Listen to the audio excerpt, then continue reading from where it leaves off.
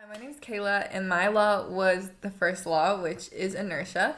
So, the law of inertia is Newton's first law, and the law states that an object will remain at rest or in uniform motion in a straight line unless acted upon by an external force.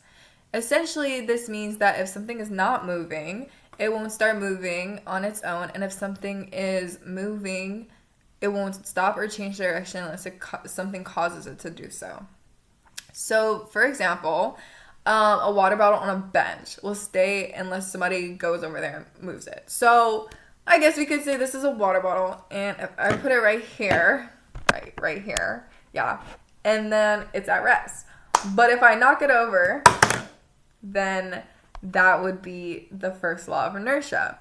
So, another example of this can be a ball rolling on the ground, which will continue to roll in a straight line until friction, a bump, or another force stops or changes its direction. So, the relationship between inertia is the property of matter that causes it to resist changes in its state of motion. The more mass an object has, the greater its inertia, and the more force it's going to take to move the object because of the mass. So that is basically the law of inertia. It's a pretty cool law, and I actually had a great time learning about it. Thank you. Newton's second law of motion states that the acceleration of an object is directly proportional to the net force acting on it and inversely proportional to its mass. It means that the greater the force applied to the object, the greater its acceleration will be. Additionally, the more massive the object is, the greater force is required to accelerate it. In a real-life scenario, you can observe Newton's second law when you push a shopping cart. The force you apply to push the cart causes it to accelerate in the direction you're pushing. The heavier the cart, the harder you have to apply the force to get it to move or accelerate at a faster rate. This relationship between the force you apply, the mass of the cart, and the resulting acceleration is a practical example of Newton's second law of motion in action.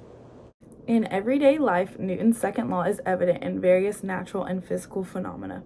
For instance, when you throw a ball, the force you apply determines how fast the ball accelerates and the direction it travels.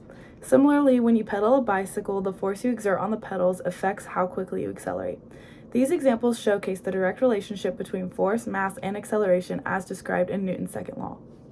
In the horizontal direction, forces like friction and air resistance may affect the motion of the object, influencing the acceleration. In contrast, in the vertical direction, the force of gravity plays a significant role affecting the object's acceleration.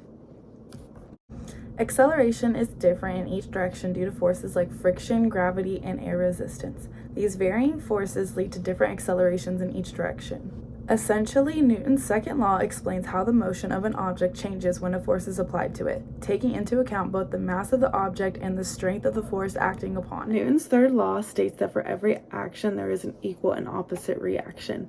This means that when one object exerts a force on a second object, the second object exerts an equal magnitude but in the opposite direction on the first object. It essentially highlights the mutual interaction between two objects when they interact with each other.